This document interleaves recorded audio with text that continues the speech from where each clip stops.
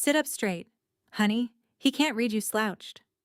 That's my mother, Corinne Wilder, 47 years old that morning, saying it in a waiting room in a strip mall at 20 minutes to 11 on the 27th of December, 2009, 2 days after Christmas. She reached over and put 2 fingers between my shoulder blades and pressed, the way she did before school pictures. Then a man I'd never met took me into a back room and belted a rubber tube around my chest. My name is Nora Wilder. I'm 34. I'm a registered sleep technologist at Halloran Regional. I work nights.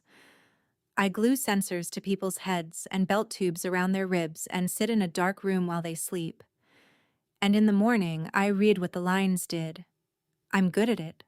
I learned the equipment early, at 17. In a room between a nail salon and a vacuum repair shop, from the wrong side of the belts.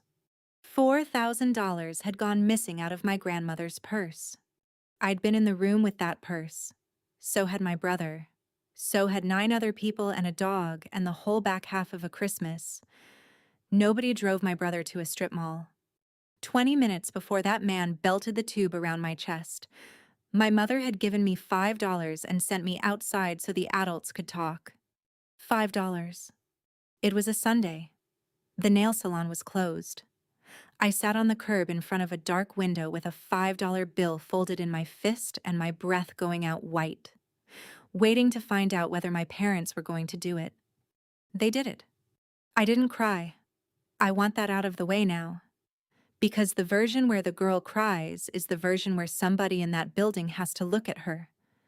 And nobody had to look at me. I sat in the chair. I answered every question that man asked me.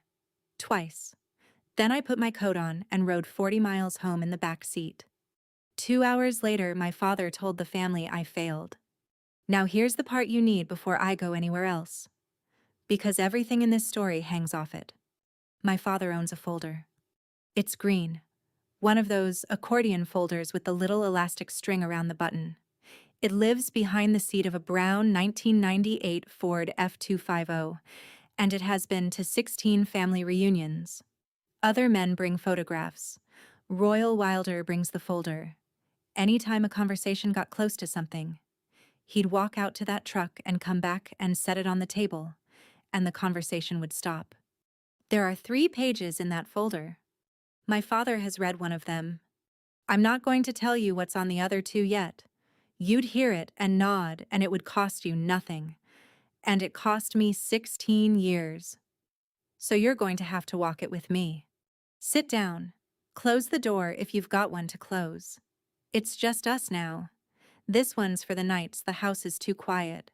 And I've told it exactly twice, and both times I had to stop in the middle. This happened 4 weeks ago. I'm not over it. You're getting this one hot. If any of this lands where you live, hit the like. And subscribe if you want to keep sitting here with me, only if it's real. I don't want polite. And do one thing for me in the comments. Tell me about a time somebody was sure about you. Not angry, sure. And tell me where you're watching from and what time it is where you are. I read everyone. They're the reason I keep the light on. Now, let me take you back. And not to 2009. Not yet. Let me take you to a Tuesday in May. It was the 5th of May, 2026, about 20 to 7 in the evening, and my daughter was doing long division at my kitchen table with her feet hooked around the chair legs. Junie Cargill, 11 years old. She has my hands and none of my flinch. She didn't look up. She said, "Mom, is it true you stole from Great-Grandma Ivy?" I was at the sink. I had a colander in my hands and I remember thinking, very clearly, don't put it down, because if I put it down and turned around, it became a thing. If I kept rinsing, it was a question about a spelling word. I said, "No." She said, "Okay." That's all it was. 11-year-olds don't do follow-up. She went back to her division, and I went back to the colander, and my heart was going like a bird in a jar, and neither of us said anything else about it. 40 minutes later, she was going up to bed. And about halfway up, she stopped and set it over the railing. The way kids remember things. She said, "But Deacon says there's a paper." There's a paper. My brother's son, 12 years old. He'd told her at the community pool. The way you'd tell somebody a fact about a shark. I stood in my own kitchen and understood something I'd been not understanding for 16 years. My daughter asked her mother a direct question, got a direct answer, and then went upstairs and weighed my answer against a document she has never seen, that no one in her life has ever seen, that exists to her only as a rumor at a swimming pool. And the document won. And here's the thing I have to be honest about, and it's the reason I'm telling you any of this. The kid was right to weigh it. She's supposed to. That's what a document is for. That's the deal all of us make. Feelings are just feelings. Anybody can have one, but paper settles it. My mother says something. My father has a folder. I said no, there's a paper. I stood in front of my own refrigerator a while after that. There's a calendar on it, the free kind from the credit union, and a square in June with my Aunt Rosalind's handwriting in it, because she mails the flyer every year. June 20th, Ashgrove Road, noon till dark. Saturday, the reunion. 41 people in my grandmother's side yard, at the house that was finally selling. So this was the last one in that grass. 46 days. And underneath, in pencil, in my own hand, because I'd written it a week before and forgotten I had, Junie and Tate. Yes, she'd asked to go. First time. 11 years old, and she wanted to see where her mom grew up. 46 days until my daughter walked into a yard where a man keeps a folder in a truck. I want you counting, I was. Let me give you the 27th of December, 2009, because you need to be in the truck. Not the whole thing, just the truck. I was in the back seat behind my mother. We'd been driving 25 minutes. Nobody was talking. My father drove the way he did everything, both hands on it, jaw set. And the heater was on the windshield instead of our feet. So my knees were cold. I did not know where we were going. I want to be exact about that. Because for 16 years my family has believed otherwise. Nobody said the word. My father came into the kitchen at 9:15 and said, "Get your coat." And I got my coat. Because I was 17 and he was my father, and that's the whole sentence. $4,000 in a bank band had come out of my grandmother's purse sometime between Christmas Day and the morning of the 26th. Ivy Wilder was 84, and she kept her money where she could see it. I'd carried her purse to the bathroom for her on Christmas night. She couldn't manage the walker and the bag at the same time. That's it. That's the entire case. I was the one who touched the bag. At 10:05, my mother's phone rang. She looked at it in her lap. She said, "It's Roz." And she let it ring. I watched her do it, 17 years old in the back seat with cold knees, watching my mother look at her sister-in-law's name on a phone and let it go to voicemail. About a minute later, the little envelope came up, and she put that phone flat against her ear and listened with her chin down. She listened to the whole thing. It wasn't a short one. Then she took the phone away from her ear, and she put it face down on her leg. And she didn't say anything. She looked out the windshield at the road, and my father looked out the windshield at the road, and I sat behind her and looked at the back of her ear, and nobody in that truck said one word for the next 11 minutes. Hold on to that. A woman listening to a voicemail in a truck and saying nothing.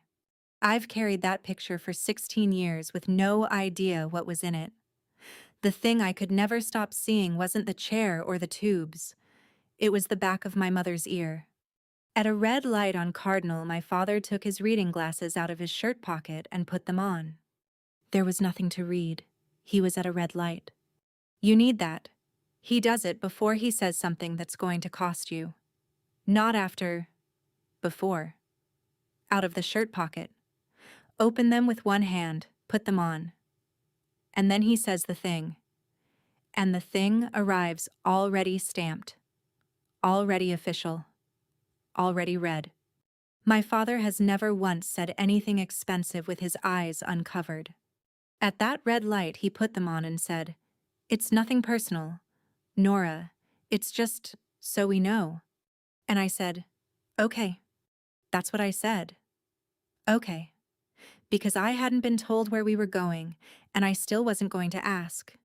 Because in my family, asking is a kind of confession. And I already knew that at 17, without anybody ever teaching it to me. Fairlane Plaza, 4 storefronts and a dry cleaner's. Bellwether Nails on the left. Dark. A vacuum repair shop on the right with 3 uprights in the window like a firing squad. And in the middle, a glass door with white vinyl letters. Meridian Polygraph. That's when I knew. Standing in a parking lot, reading a door. My father went to feed the meter. My mother took my elbow and walked me inside. And there was carpet the color of oatmeal and 4 chairs and a rack of pamphlets. And it smelled like acetone coming through the wall from the closed nail place next door. A man came out of the back, small, 62 years old, cardigan, reading glasses on a beaded chain. He shook my hand like I was a person. He said, "Vernon Pike." He asked me if I wanted a glass of water, and I said no thank you. And he said, "Have one anyway," and got me one. "I want you to hold on to him too." Then Vernon Pike said, "Mrs. Wilder, could I borrow you a minute?" And he took my mother down a little hallway. And my mother turned around and got a 5 out of her wallet and put it in my hand and said, "Go sit next door. Honey, we'll come get you." Next door was closed. It was Sunday.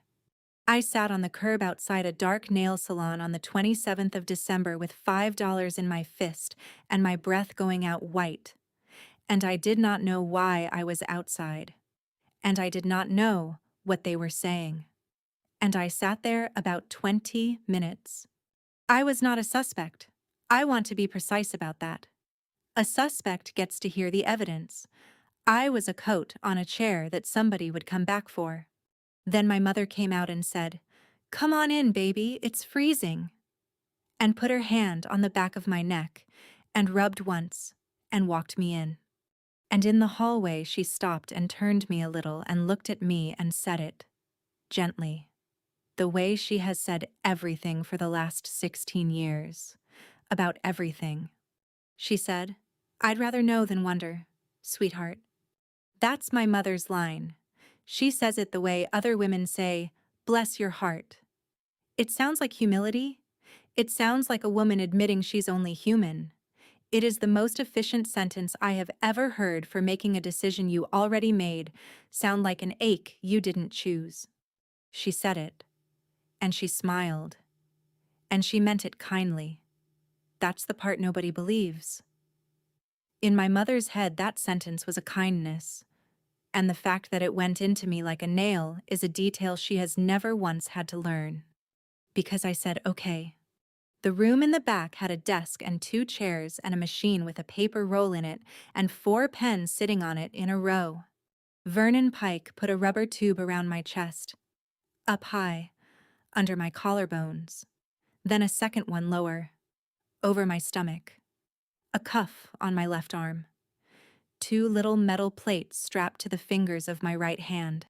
I can tell you exactly what that is now, at 34, with a license and 11 years in. 2 pneumographs to measure your rib cage, a cardio cuff, 2 plates to read the sweat in your fingers. It measures a body being in a room. There's no organ for honesty. There's nothing in a person that only lights up when you lie, and if there were, I'd have found it by now. Because I've spent 11 years watching what bodies do when nobody's looking. A body under a belt is just a body under a belt. The machine doesn't say anything, it draws. Somebody decides what it means. I was in that chair a little under 2 hours. He asked if my name was Nora. He asked if I was in the state of Ohio. He asked if I'd ever taken anything that didn't belong to me. He asked if I'd removed $4,000 from Ivy Wilder's handbag between the 25th and the 26th of December. I said no. He asked it again a different way. I said no. I could hear the pens. Then it was over, and he unbelted me. And he didn't look at me while he did it. And I've thought about that for 16 years and gotten it wrong the whole time. I thought he couldn't look at me because of what the chart said. He couldn't look at me because of what he'd just been told in the hallway. But we're not there yet. We drove home. Nobody talked. The radio was off. My father's hands were at 10 and 2, and at some point I put my forehead on the cold window because it felt good. That night, my father stood in my grandmother's kitchen and told the family I failed. I wasn't in the room. I've never been in the room for a single thing that happened to me in that family. I found out I was a thief the way you find out about weather, by walking into it. My cousin Delia was on the stairs and she wouldn't look at me, and I said, "What?" And she said, "You should probably go home." And then, 10 days after that, the paper came.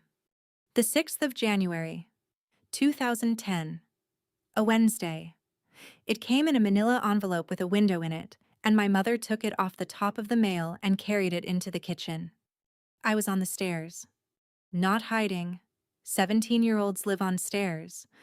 I was 4 steps up with my back against the wall and my socks on the tread. And I could see the kitchen doorway and about a third of the table. My mother opened that envelope standing up. She read it standing up. And it took her a while.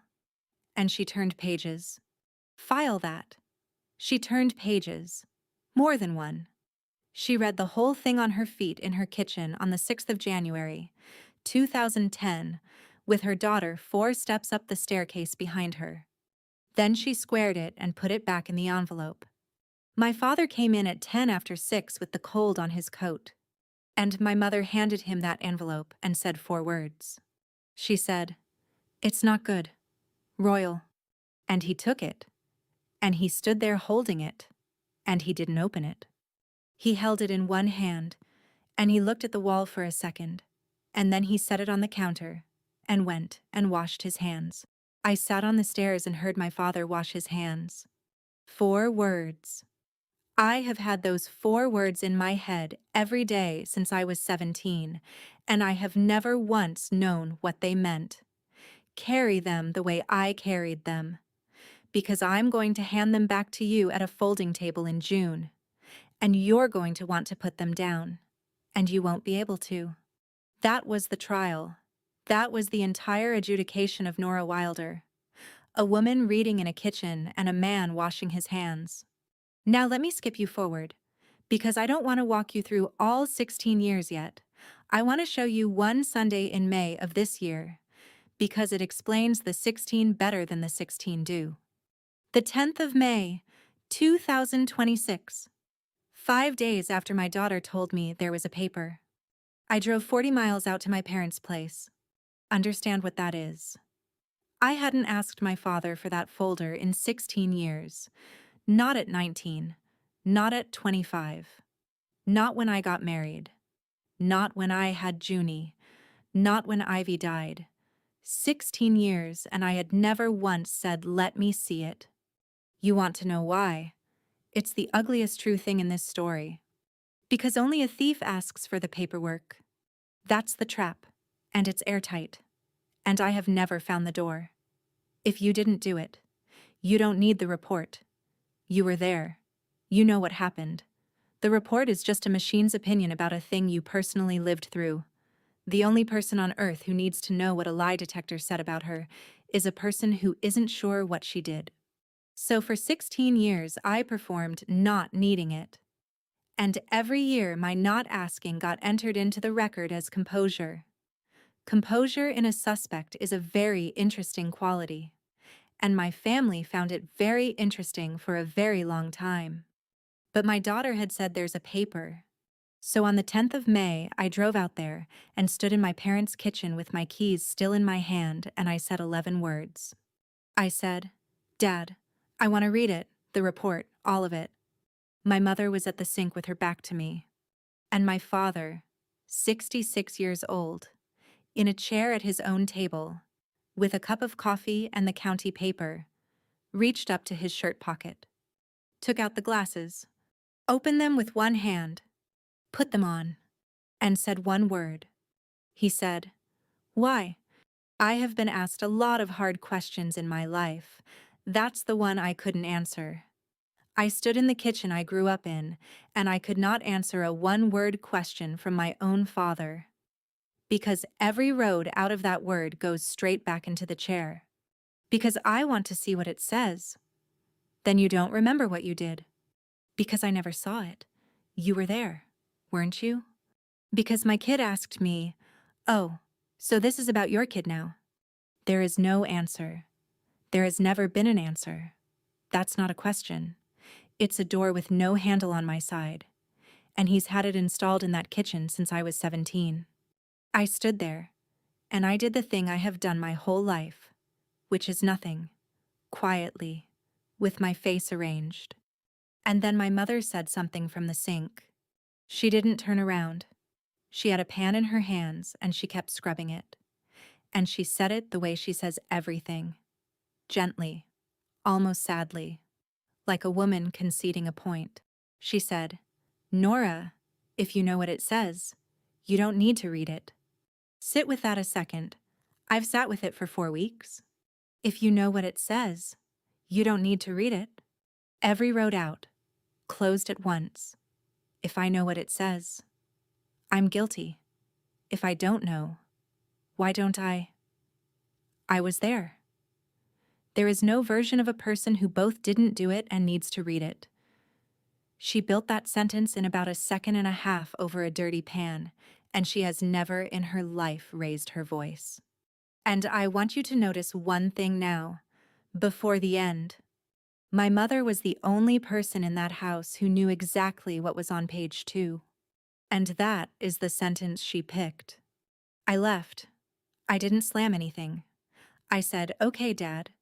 And I drove 40 miles home, and I did not cry until I was past the county line.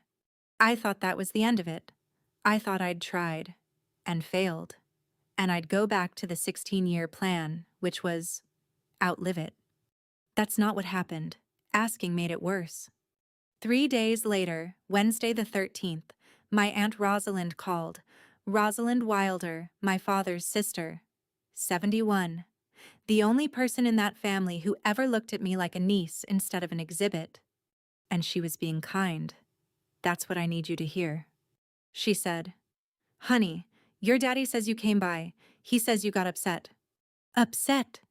I said 11 words in that kitchen. I didn't raise my voice. I didn't cry. I didn't ask twice. I said, "Okay, Dad." And I left. Under 4 minutes. Start to finish. And by Wednesday, the version that had gone out over the wire was that Nora came around asking about the paper, and Nora got upset. 16 years I never asked, and the not asking was suspicious. Then I asked once, for 4 minutes, in a flat voice, and the asking was the confession. That's not a trap with 2 doors. That's a trap with 2 walls painted to look like doors. And it got worse. And this is where the clock started making noise. Because now my father had a reason. For 16 years that folder came to the reunion the way a hammer comes to a truck. It's just in there. You don't think about it. He'd bring it out maybe once every 3 or 4 years, when somebody wandered too close. This year his daughter had come to his kitchen and asked to read it. This year there was a reason to bring it out. 38 days. And my 11-year-old was going to be standing in that yard. I told you I wasn't going to walk you through all 16 years. I'm not. I'm going to give you 4 minutes of them, and then I'm going to get on with it. Because 16 years of this is not a story. It's just weather. Thanksgiving, 2011. I was 19. I set my purse on the end of the couch and went to help with the pies. And when I came back, my purse was on the kitchen counter, out in the middle, under the light. Nobody said anything. Nobody had to. It's on the counter now. It's been on the counter for 15 years. My mother does it without breaking her sentence. It's not even a decision anymore. It's just, housekeeping, like putting the milk back. And the beautiful thing about it, and I do mean beautiful, it's a piece of engineering, is that there is no way to object to it. What are you going to say? Why'd you move my purse? Now you're a woman making a scene about a purse. So for 15 years I have watched my bag get moved into the light. And I have said, thank you. Spring of 2012. I was 20. I called Meridian Polygraph off a business card I'd taken out of my mother's junk drawer. A woman answered. Very nice about it. Sure. Honey, we've got those. I just need a written request from the client of record. I said, who's the client of record? She looked it up. She said, Royal Wilder. I would have had to ask my father to formally request his own document in order to prove me innocent. I hung up and sat on the edge of my bed for a while. That was the closest I ever got. My brother is Brant Wilder, 37, 3 years older than me, which made him 20 in December of 2009, a grown man in that house, in the room with that purse exactly as much as I was. Nobody ever asked Brant a question. Not a hard one, not an easy one. Not, hey, did you see anything? 16 years, $4,000, a polygraph and a folder. And my brother has never been asked one single thing about the 27th of December. And I have never for 1 second thought he took it. That's not the point. The point is that in my family, I was a question and he was an answer. And neither of us picked that. And it was settled long before there was any money. Nobody in my family ever asked me a question. They asked me for an answer. That's a different thing. And it's the whole difference. My son Tate is 7, 2 years ago, at my own dinner table, with a fork in his hand. He said, Mom, are you a robber? I said no. He said okay and asked for more corn. I have not gotten over how easy that was for him. He was 5. Somebody had already handed it to him and he'd already put it down. He wasn't upset. He was just checking. The way you check whether a dog bites. You can't prove you didn't do something. You can only outlive it. I'd been outliving it since I was 17. And it was winning. And then there's Ivy. Ivy Wilder was 84 in 2009, and by 2011 she'd started going. Not tragically, softly. She'd ask you the same nice question 3 times in an hour, and you'd give her 3 nice answers. She never knew. The whole business was about her money, and she never had one idea it was happening. By the time the story set up in that family like concrete, my grandmother had lost the part of her that could hold it. So every Sunday for 5 years I'd walk in and she'd light up and say, Nora, come sit by me, and pat the cushion. She was the only person in that family who never once looked at my hands. And it was because she'd forgotten. Do you know what that does to you? To be loved perfectly. In a room where everybody else has convicted you. By the one person the crime was against. And to know the reason she loves you right is that her brain is dissolving? I used to drive out there just to be looked at like that. She died on the 3rd of March, 2016. She was 90. I sat with her the whole last afternoon, and she called me by her sister's name twice, and I said yes, ma'am, both times. People think I spent 16 years building a case, sitting up nights, keeping a folder of my own, waiting. I wasn't keeping score, I was just remembering. Now, one more thing before the 20th of June, and it's the one I've looked at every night for 4 weeks. June of 2022. Reunion. Ivy's side yard. Same as always. Folding tables and the propane tank, and about 40 people. And Rosalind, my aunt, who has been chewing on this since 2009, put her fork down and said, Royal, I keep thinking. I think I found that money before. And my father stood up. He didn't argue. He has never argued in his life.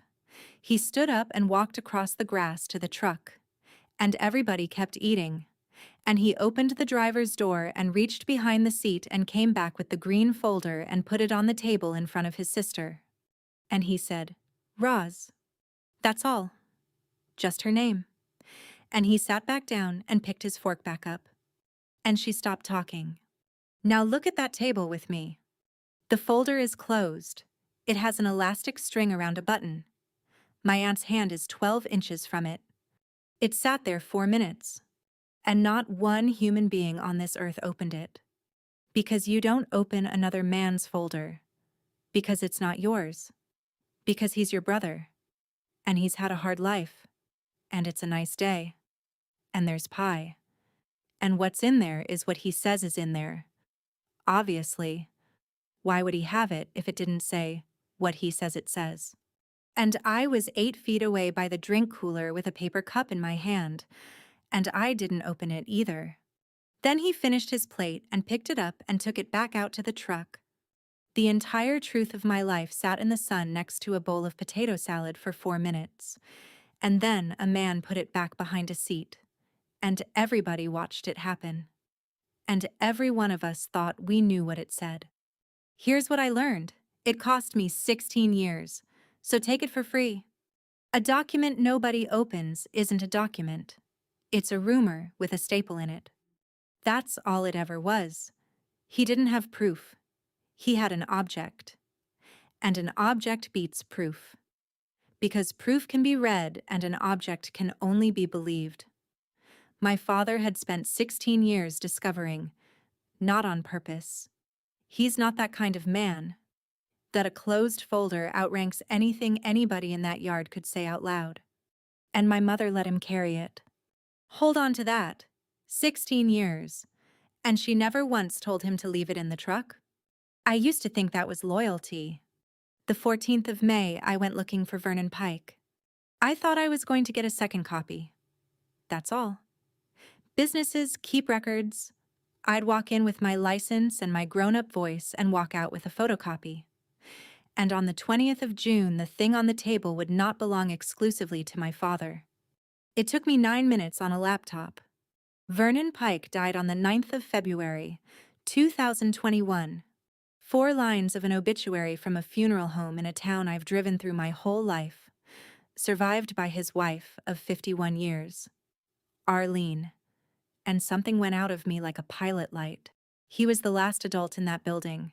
That's how I'd always filed him. Not a friend. He did it. He ran me. He took my father's money. But the only person in Fairlane Plaza on the 27th of December who shook my hand and got me a glass of water I didn't ask for. Dead 5 years and I hadn't known. Because why would I? I wasn't his anything. I was a Sunday. Arlene Pike lives in a white house with a barn behind it, 40 minutes the other side of the county. 78 years old. I called and said, "I'm trying to find a record from your husband's business." And she said, "Well, come out, I'm just packing." She was moving to Arizona. The estate sale was the 13th of June, and whatever was left in that barn went on a trailer to the dump on the 15th. 5 days before my father's folder came out of a truck in a side yard. I sat in her kitchen with a cup of coffee and boxes stacked to the ceiling behind her, and asked whether Vernon kept his files. She said, 3 years and out. He was hard about it. Confidential business. Client's copy in the client's hands. His own in the cabinet 3 years. And then he burned it in the barrel out back. Every March. He'd stand out there with a rake. Gone. Burned in March of 2013 by a man in a cardigan. And the only reason I hadn't known for 13 years is that I never got up the nerve to ask. But he wrote things down. She said it the way widows do, like a fond complaint. That man wrote everything down. Vernon wrote down what he had for lunch. And I hadn't planned to say one word about myself. But I said, "Mrs. Pike, what did he write when somebody failed?" She said, "Deception indicated." I said, "And when they passed?" And she made a little schoolteacher face. She said, "He never said passed. He hated that word. He'd say, 'No deception indicated.' And if you said passed, he'd correct you like you'd tracked mud in. He said past is a word for a test. This wasn't a test. It was a chart. No deception indicated. I'd never heard that phrase in my life. I'd been carrying the other one since I was 17. And then she started talking about him. Because I was somebody in her kitchen and there was nobody in that kitchen anymore. She said he quit in 2014. Everybody thought it was his back. It wasn't his back. She said. He came home one Sunday. Between Christmas and New Year's. I know because the tree was still up. And he wouldn't eat. And Vernon ate. He sat in that chair right there. And I said, Vernon, what's the matter? And he said, Arlene, I ran a child today. I did not move. I sat in that woman's kitchen with a coffee cup against my bottom lip, and I did not move one muscle in my face. She said. I said, well, why'd you do it? And he said, because they made me. And then, he never took another juvenile, not one, turned them away at the door, cost him money he didn't have. She was smiling a little. She was proud of him. She had no idea she was telling me about the worst hour of my childhood from the other side of a wall. Because they made me. I did the arithmetic I had never once let myself do. If Vernon Pike went home that Sunday and couldn't eat his supper. Then something happened in Fairlane Plaza that a professional found unbearable, and I was in the chair for 2 hours of it. And on the curb for 20 minutes of it. And I had never known what the unbearable part was. And then Arlene Pike, 78 years old, who had known me for 40 minutes, put her cup down and asked me a question. She said, Honey, did you read it? Understand what just happened?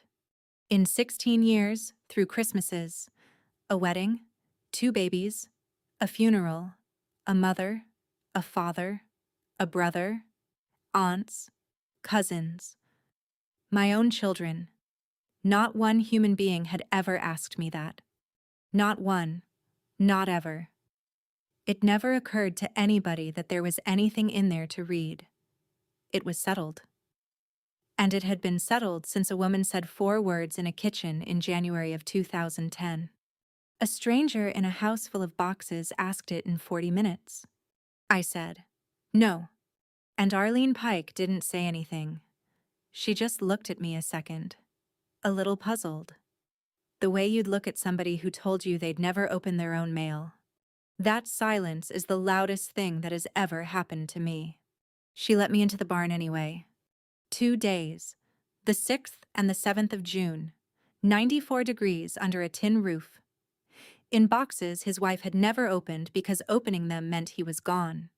Tax folders, a rate card from 1998, a shoebox of pens, the little beaded chain off his reading glasses, by itself, in a drawer. And I sat down on an upturned crate and held that chain longer than I'd like to tell you. And on the second afternoon, I found the desk calendars. Spiral. 1 a year. The big ones that lie flat. 2009 was 4th from the bottom.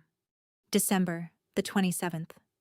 There it was, in blue ballpoint, in a small square hand. Wilder. N. 10:30 a.m. Juvenile/parent required.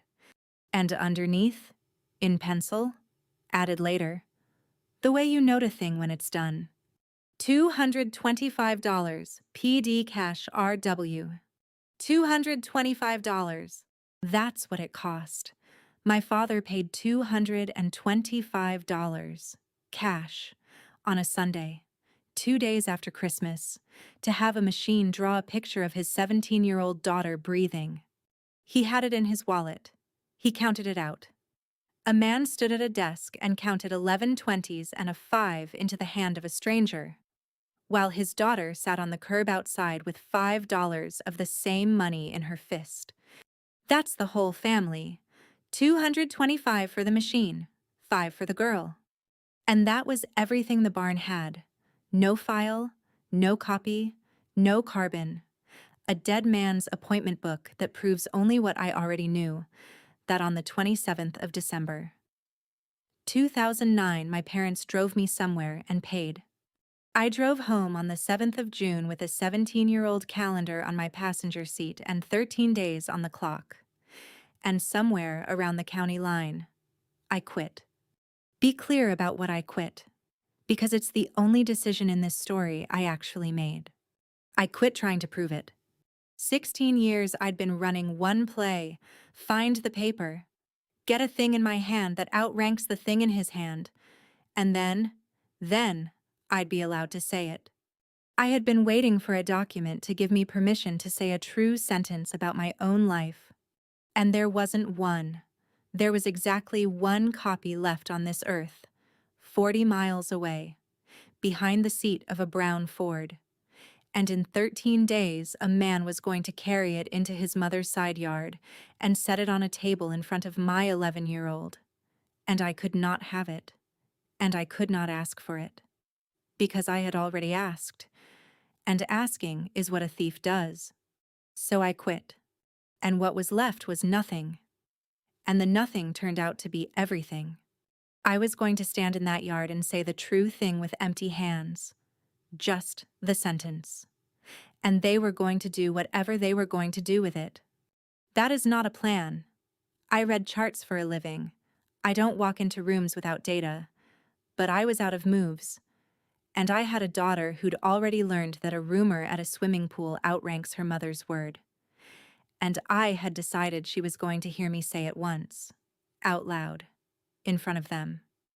Even if it cost me every person I'm related to, which is exactly what I expected it to cost. I thought I was walking in unarmed. I want you to remember that I thought that. If you've ever been the one they were sure about, not angry at, not disappointed in, just calmly and permanently sure, type page 2 down in the comments. Just that. I want to see how many of us there are, and I've got a reason for asking that you'll understand before this is over. Stay with me now. Everything so far is the part I understood at the time. The 15th of June. Arlene sent me a picture of the empty barn. Dirt floor. A rake against the wall. She wrote, "All gone. Come see me in Arizona." 5 days. On the 18th, I tried to talk my daughter out of going. I did it badly. The way you do when you're pretending it's about logistics. It'd be hot. There's no kids her age but Deacon. We could do the lake instead. And Junie looked at me with those flat 11-year-old eyes and said, "I want to go." I said, "Why?" And I heard it come out of my mouth in my father's voice, and I felt the floor tip. She said, "Because Deacon says there's a paper, and I want to see it." My kid was going to a family reunion to look at a document about her mother. That's when I stopped being scared and started being something else. I won't call it brave. It was the thing underneath brave, the flat, cold floor of it, where you stop calculating because there's nothing left to calculate with. I said, "Okay, wear the yellow one. It's cooler." Saturday, the 20th of June, 2026. We drove out at 11. West drove. Tate was asleep before the state route. 7 years old, sweating, mouth open. Junie was behind me in the yellow shirt with her knees up on the seat. And 20 minutes in, we stopped at a light. And I looked in the mirror at my daughter in the back seat. 11 years old, in the back seat, being driven by her parents toward a piece of paper. 16 years and 6 months, and here it was again. Same silence, same kid with her knees up. Except I was in the front this time, with both hands on it. I was the one who hadn't said the word.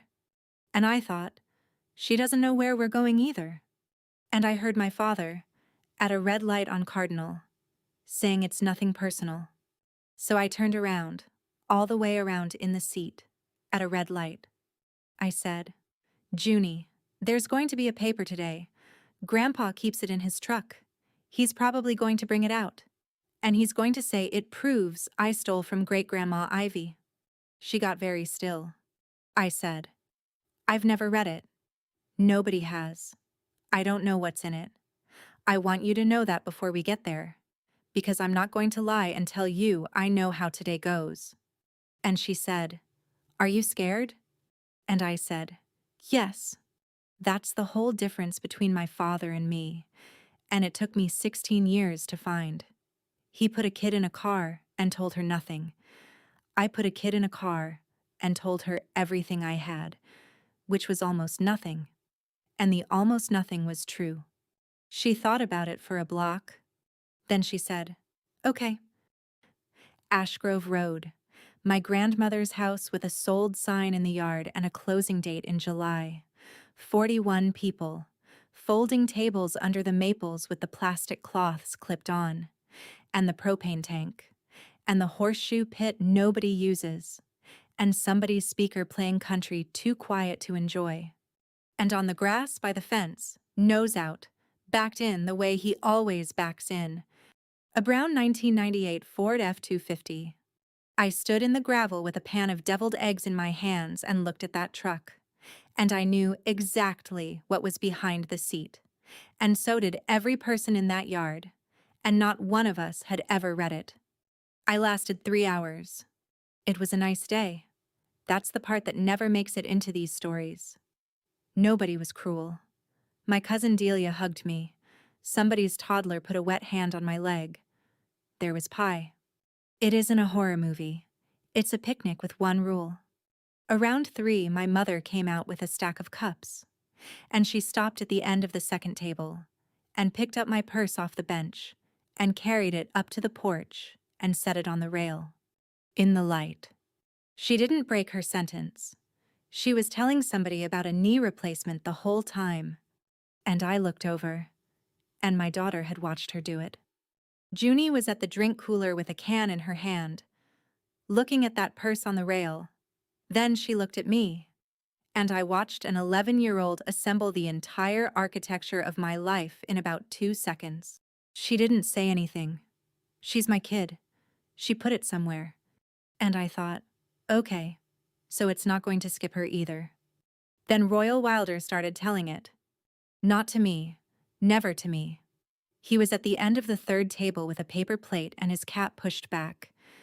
And the audience was Deacon, 12, and Junie, 11, and a couple of cousins' kids eating watermelon.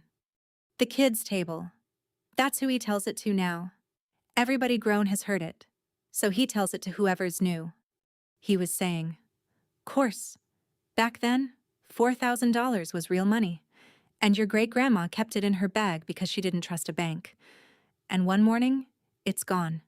Just gone. And he was enjoying it. That's what I need you to hear. He wasn't being vicious. It's a story. It's the one he's got. Every man has one story he tells at a reunion, and he'd been polishing this one for 16 years the way you polish a thing you like." He said, "Now, I did what a father does. Took her downtown to a fella. Sat her in a chair. 2 hours. I was 11 feet away with a paper plate in my hand." He said, "And funny thing, the money turned up the next morning. In Mama's good coat. In the hall closet. Now you tell me how it got there." The next morning. 16 years he's been telling this county that the money turned up after he put me in that chair. Every time. That's the punchline. That's the wink. She got scared and put it back. And my daughter, 11 years old, with a can of pop in her hand, asked her grandfather a question. She said, "When did it turn up?" Kids don't know the rules. Nobody had told her yet that in this family you don't ask about the order of things. She wasn't being brave either. She just wanted to know when. And my father said, "What's that, sweetheart?" And she said, "You said the next morning." The next morning after what? And I watched my father open his mouth to answer my daughter. And I stood up. I didn't plan it. I had 13 days and a whole drive, and I never once decided when. I stood up because a 66-year-old man was about to put a lie into an 11-year-old's head while she looked right at him. And something in my legs did it without me. I said 4 words. I said, "I never took it." I didn't yell. I want you to know exactly how it sounded, because I've heard it every night since. It came out flat. It came out the way you'd read a number off a screen at 4 in the morning. It came out like nothing. And the yard stopped. Not dramatically. That's not what happens. It's more like a room where somebody turns a radio off. You didn't know you were hearing it until it's gone. A fork stopped. A woman 2 tables down said, "So anyway," and didn't finish it. 16 years. And that sentence had never once been said out loud at that table. I'd said it in kitchens. I'd said it in a car. I'd said it to my son with a fork in his hand. Never here. Never in the yard. Never in the light. With all of them. My father looked at me a second. And then he reached up to his shirt pocket, took out the glasses, opened them with one hand, put them on, and said, "Honey, I've got the paper." And that's the hinge of my entire life, and I want to slow it all the way down, because what happened next took about 9 seconds. 16 years, every time, every single time, the glasses came out and I sat down. That's the trick. That's the whole trick. And it took me until 34 to see it. He never had to open the folder. He never had to prove one thing to anybody. He just had to say, "I've got the paper," and put his glasses on. And I would sit down. And my sitting down was the verdict. He'd never once had to go get it. And on the 20th of June, with his glasses on and his mouth open and 41 people watching, I didn't sit down. That's all I did. I know it isn't what you were expecting. No speech, no lawyer, no copy, no recording, not one scrap of paper to my name. I just stood there. 9 seconds. I counted them later. Lying in bed. 9 seconds of a man in a lawn chair with his glasses on, waiting for the thing that had happened every year for 16 years. And it didn't happen. And then Royal Wilder got up out of his chair and walked across the grass to his truck. Nobody said a word. 41 people watched a 66-year-old man walk 60 feet across his mother's yard, past the horseshoe pit, and open the door of a brown Ford, and reach behind the seat, and come back with a green accordion folder. He put it on the table, and "put" is the wrong word. He brought it down flat with the heel of his hand, the way you'd swat a fly you'd been chasing. The cups jumped. A fork rang off a plate and hit the grass. He said, "There, $225, cash, on the 27th of December. From a licensed man. 16 years that's been in my truck. And I have never once thrown it in her face." He said that. He said, "I have never thrown it in her face," with his hand still flat on the folder he had just slammed onto a table in front of 41 people and her children. My father says I never throw it in her face the way a man says I never raise my voice at a volume you can hear from the road. The folder had gone soft. 16 summers behind the seat of a truck. The corners rounded off like a paperback. The green gone yellow on the side that faced the window. That thing had been to 16 reunions. It did not survive the 17th. Because my Aunt Rosalind stood up. 71 years old. My father's sister, reading glasses of her own up in her hair, where they'd been all day. She said, "Royal, may I?" My aunt knows the rules of that family better than anybody alive, and she picked the one form of words in the English language that a man cannot refuse in front of 41 people at his own mother's house. "May I?" And my father, I watched his face, and there was nothing in it but confidence, not one flicker. The man was sure, said, "Help yourself." And she opened it. She slid the elastic off the button and opened the flap and took out 3 pages stapled once in the corner. And that yard was so quiet I heard the staple come out of the fold. Page 1.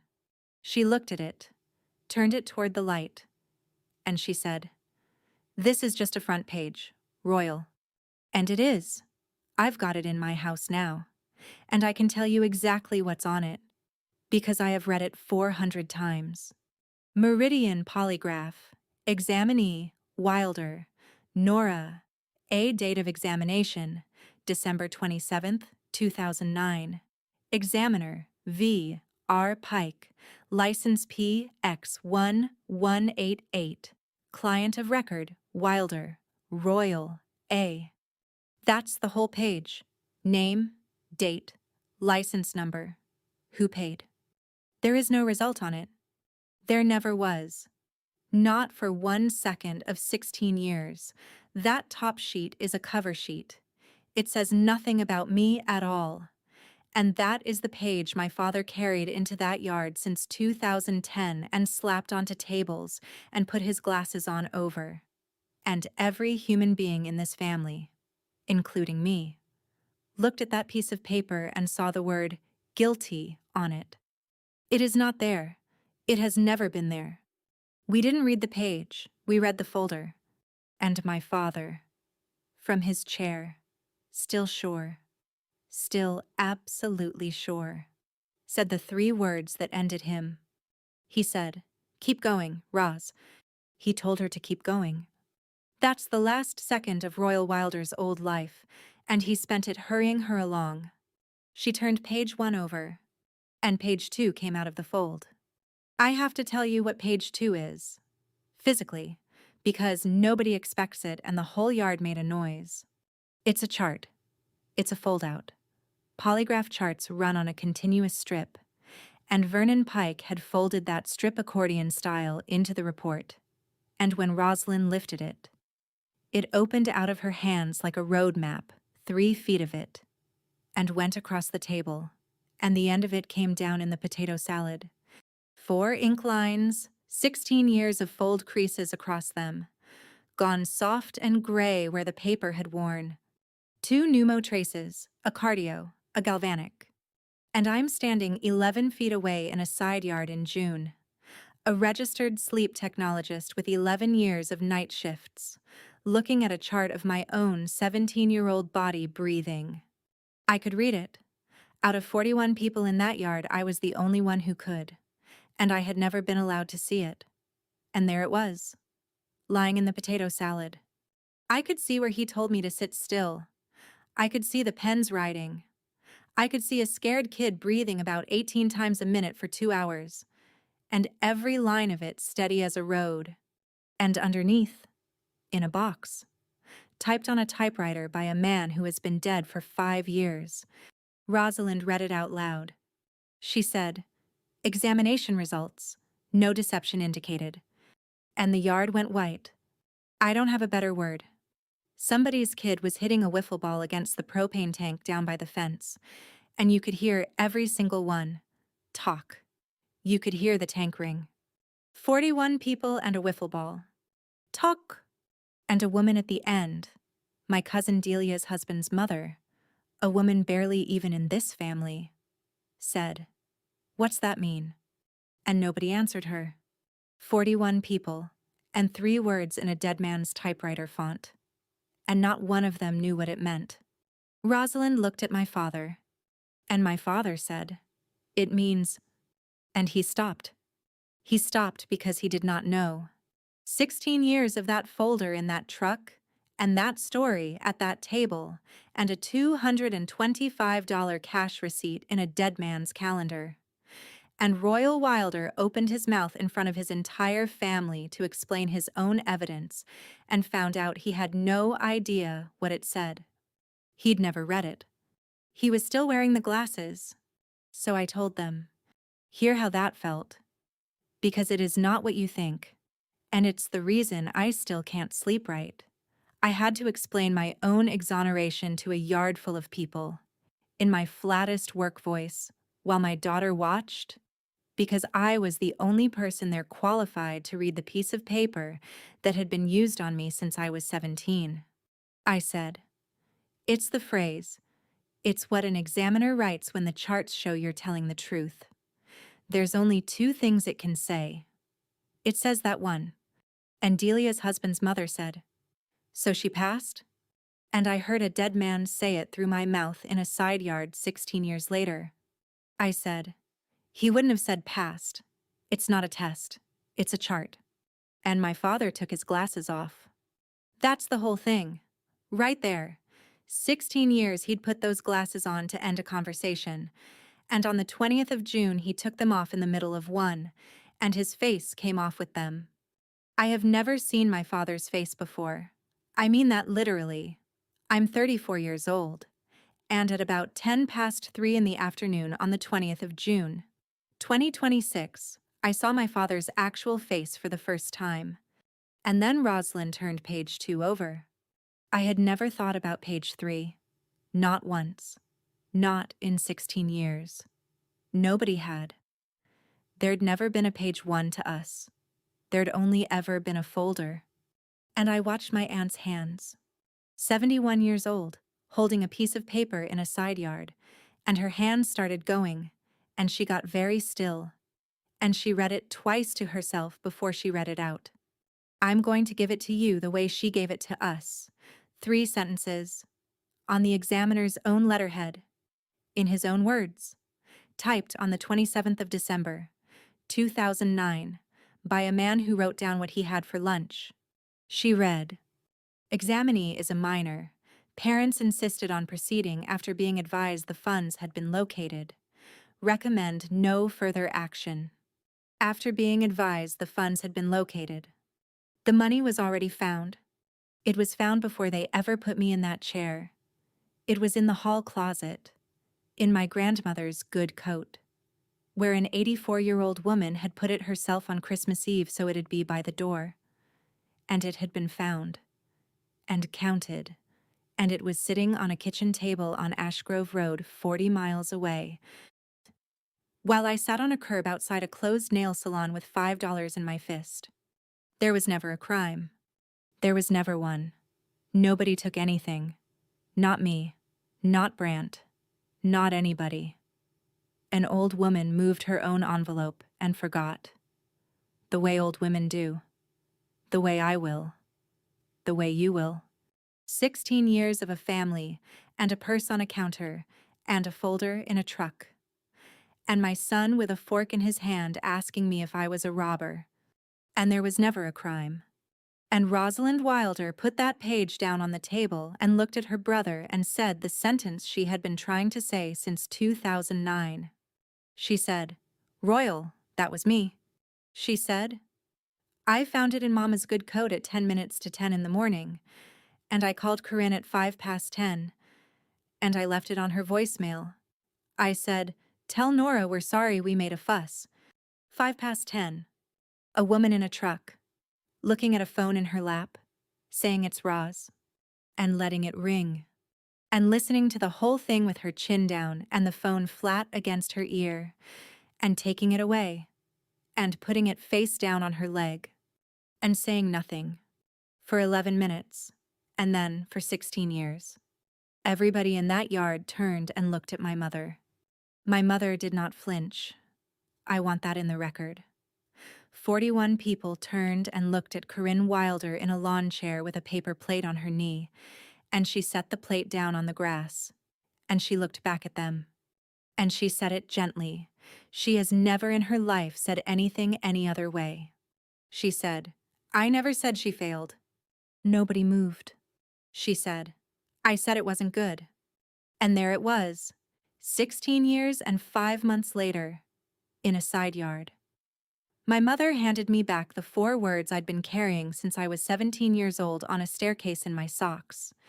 "It's not good, Royal." And it wasn't. It was the worst thing that ever came into that house. Page 2 said her daughter was telling the truth, and page 3 said what the 2 of them had done. My mother read all 3 pages standing up in her kitchen on the 6th of January, 2010, and 8 hours later, she put that envelope in my father's hand and told him the truth. She just told him the smallest possible piece of it. She has never lied, not once, not in 16 years, and that is the whole of her. Corinne Wilder is the most honest liar I have ever met. Being technically honest is how careful people commit crimes. Rosalind said, "Corinne, that man told you the money was found. Before." And my mother said, "He told both of us." Both of us. And 41 people turned and looked at my father. I have thought about the next 15 seconds every night for 4 weeks, and I still don't know what to do with them, because I expected to enjoy it, and I did not enjoy it. My father didn't deny it. He didn't shout. He didn't stand up. He remembered, out loud, in pieces, in front of his whole family, like a man reading a road sign in fog. He said, "The little fella, in the sweater." Nobody said anything. He said, "He came out. He come out to where we were sitting, and he said," and he stopped, and his mouth worked, and he said he'd like to send us home. He said, and I said we drove down here. We drove down here. That's the whole thing. That's the entire reason my life happened the way it happened, and it is not evil, and it is not a plan, and there is nothing in it big enough to hate. A man in a strip mall was handed his daughter back, free and clear, by a professional in a cardigan who was trying to hand her back. And he said, "We drove down here," because he'd made a decision at 9:15, because he'd made a scene, because he'd put his daughter in a truck in front of his family and driven 40 miles, and he was not going to drive home having done nothing. And then my father, 66 years old, in a lawn chair, in front of his sister and his son and his grandchildren, said the last thing. He said, I had the quarters in my hand. He put me in that chair because he'd already paid for the parking. And my Aunt Rosalind, 71 years old, holding page 3, put it down on the table and said the sentence. She said, "Royal, I found that money in Mama's good coat at 10 minutes to 10 in the morning, and I have been trying to say that at this table since 2009, and every single time I open my mouth, you put your glasses on." Nobody defended him, not one person. And my brother, Brant, 37 years old, the golden one, the one who has never had a hard hour in that family, said it from the second table. To nobody. In the voice of a man finding out where he's been standing his whole life. He said, "Nobody ever asked me anything." And my mother, into all of it, gently, with her hand flat on the plastic tablecloth, said the thing she has said my entire life. She said, "Royal, I'd rather know than wonder." She'd rather know than wonder.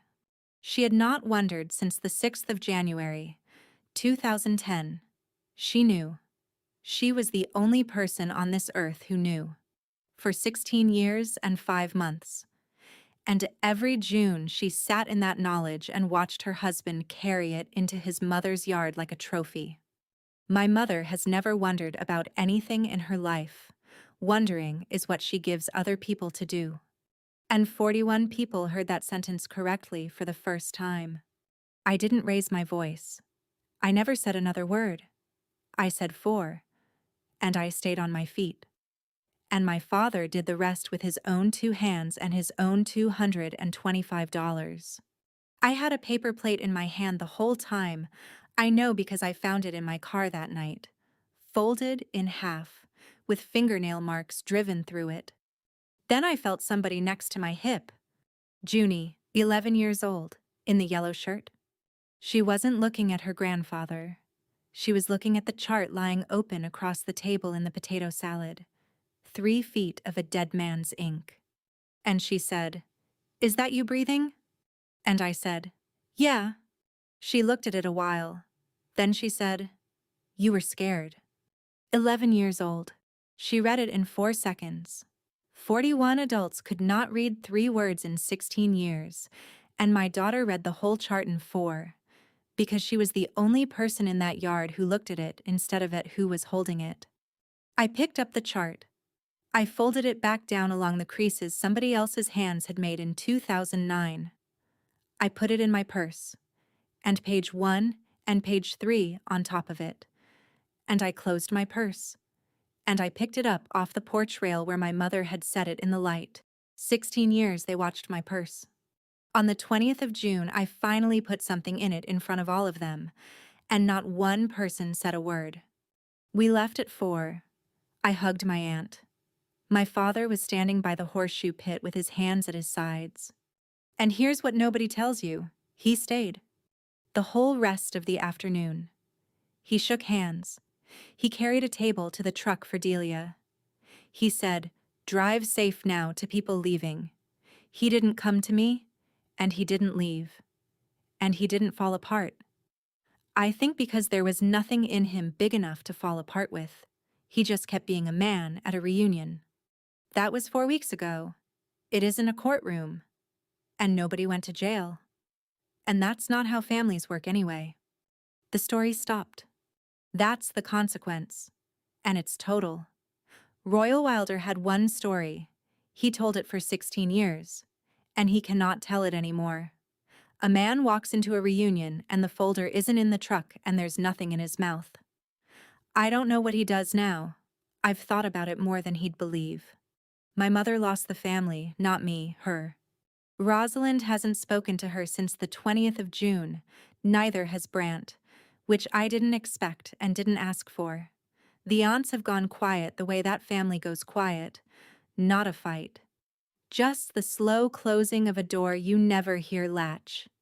And I finally understand the folder. For 16 years, my mother let my father carry the only copy of that report to reunions like a trophy. And I used to think that was loyalty. It wasn't. What's the safest place on earth to keep a bomb? In the hands of a man who thinks it's a trophy. As long as Royal had it and believed it convicted me. He'd never go looking for another copy. He'd never write the examiner. He'd never ask a lawyer.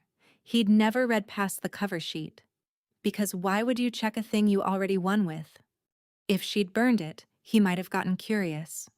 My mother didn't hide that report from me. She hid it from my father. In plain sight. In his own truck.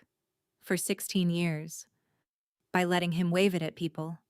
If you've ever had somebody hand you a fact so small and so true that it changed nothing and explained everything, you know exactly where I've been living for 4 weeks.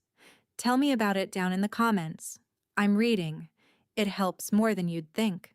Sunday, the 12th of July, 4 in the afternoon, and the lab's empty on a Sunday. I brought my daughter to work. I put her on the bed in room 2 and belted the pneumo around her chest, up high, under her collarbones, and a second one lower, and clipped the pulse on her finger, and turned the screen where she could see it. And there it was. Junie Cargill, 11 years old, breathing, 11 breaths a minute, rolling across a screen left to right, steady as a road. I said, "That's you." She said, "It's just lines." And I said, "That's right. That's exactly right. It doesn't know one thing about you. It can't. It draws what your chest does, and that's all it can ever do." I said, "Somebody has to decide what it means." And then the true part. The part it took me 16 years to be able to say out loud in a room with my kid in it. And for 16 years, the person deciding was the one who never looked. She thought about that. Then I said, "Junie, ask me again." And she knew exactly what I meant. She didn't ask. She just looked at me. And the pens were going. And she said, "Did you take Great-Grandma Ivy's money?" And I said, "No, I never took it." There was a machine running. It drew a line. Neither one of us looked at the screen. That's the only thing I got out of 16 years, and it's the only thing worth having. My daughter didn't need the chart. She'd already checked. In a side yard in June. With her own eyes. On a piece of paper everybody else was too polite to open. I wrote to Arlene Pike in Arizona. I told her who the child was. I told her that her husband was the only adult in that building on the 27th of December, 2009, that he told the truth about a 17-year-old girl on his own letterhead, and then went home and couldn't eat his supper. I told her it took my own family 16 years to catch up to a stranger in a cardigan. She wrote back, 3 lines, in that generation's handwriting. She said he'd have wanted me to have the appointment book. And she said, he wrote down what he had for lunch that day. If you're curious, egg salad. I sat in my kitchen and laughed until I had to put my hand over my mouth. And then I did the other thing a while. The chart is in a drawer. People ask why I don't have it framed. Because framing it would mean it worked. A house where you have to hang the paper on the wall is a house where somebody still needs convincing. And there is nobody in my house who needs convincing. My father comes over now, twice, so far. There's one condition, and he's kept it. He comes with his hands empty. No folder, no photograph, no story. Nothing on the table but his hands. And he sits at my kitchen table with those hands flat on his knees. Back straight. Not talking. Waiting to be told it's all right. Like a man in a waiting room. I let him sit there. I don't enjoy it. I thought I would. I know exactly what that chair feels like. And it turns out that watching somebody else sit in it isn't square. It's just sad. My mother has not been to my house. She's never asked to. She sends a card at Christmas. I open them. I don't answer them. She has never once been anything but honest with me. That's the closest thing to a joke that woman ever made. And she'll go to her grave not knowing she made it. My father used to say family's family. He said it at tables for 30 years. Like a man laying down a card nobody could beat. Here's what I've got instead. It cost $225 and 16 years. So take it for free. Family is not who's sure about you. Family is who checks. My father had a folder and 16 years and he never checked. My aunt had one question and no folder. A stranger in a kitchen full of boxes checked in 40 minutes. My daughter checked in 4 seconds. Blood didn't do that. Looking did. If this one landed, share it with whoever needs it. And Brant called me on the 9th of July. My brother. Golden his whole life. And he wants to tell me something about the 27th of December that he has never told one living soul. And it isn't about the money. That one's for another night. Doors, not walls. Same chair next time. It's 4 in the morning as I'm telling you this and I'm at work. And there's a man in room 1 asleep with my sensors on his chest, and a line going across my screen. Left to right. Steady. 11 breaths a minute. It doesn't mean anything at all. That's the part I want you to have. It's just a body in a dark room. And somebody who loves him asleep at home. And a line. Somebody always decides what the line means. Make sure it's somebody who looked